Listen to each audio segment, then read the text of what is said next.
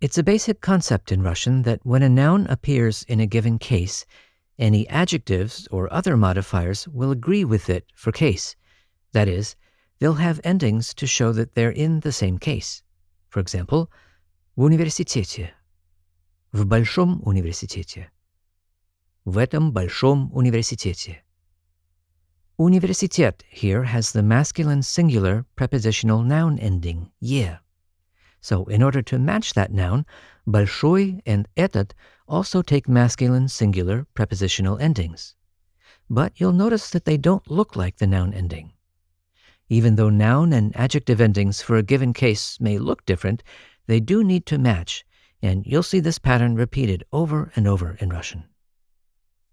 The basic prepositional ending for masculine and neuter adjectives is om or yem. We'll use om if the stem ends in a hard consonant. Новым, старым. And we'll use yem after soft consonants. Последним, синим. Next, feminine singular endings. Ой, ей. And the usual rules apply. We'll use ой after hard stems, новый, старый, and ей for soft stems, последний, синий. Now, the 5-letter spelling rule will be important for some words here. Let's recall that after these 5 letters, we never write an unstressed o. Instead, we'll use е. For example, в хорошем городе.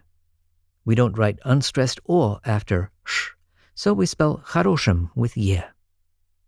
We can contrast that with в большом городе. Here the o in the ending is stressed, so we'll go ahead and spell the ending with o. You might find it helpful to memorize a little phrase like «Мы живем в большом, хорошем городе». Or make a flashcard with this phrase, and be sure to include the accent marks to remind you of why the endings of большом and хорошем are spelled differently.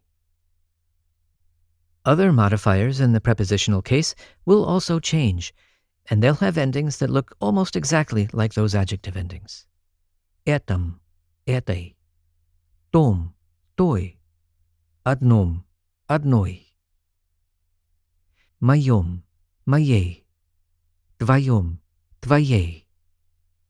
Notice that since the stem ends in i kratkaya, which does count as a soft consonant, we won't use the letter o in the ending. Instead, for the stressed endings of the masculine and neuter, we'll use the letter yo. For the feminine forms, though, we do spell the endings with ye. Нашем, нашей, вашем, вашей. Here we're spelling the endings with ye because of the 5-letter spelling rule. Happily, the plural is a lot more straightforward. For all the genders, all we need is this one basic ending, spelled ich after hard consonants, новых, старых, and spelled ich after soft consonants, последних, синих. Now, what about a word like ваш? Well, we do want to keep the 7-letter spelling rule in mind. We can't use I after any of these 7 letters, so we'll use the spelling with ich instead, ваших. And finally, the question words кто and что also change for case. О ком, о чем. For example, о ком он говорит? О чем она писала? В чем дело? It may seem like a lot of endings at first, and, well, it is. I would advise you not to get too bogged down in trying to memorize tables, but be sure to do oral practice exercises out loud. Read your homework aloud. The more often you say the correct forms, the sooner they'll start to just sound right together, like I am and we are in English. Summing up. Basic endings for prepositional modifiers are om, yom, yem for masculine and neuter, and oi, ye for feminine. Be sure to use the spellings yem and ye after soft stems and after the letters of the 5-letter spelling rule if the ending is not stressed. Plural forms end in ich or ich, And keep the 7-letter spelling rule in mind here.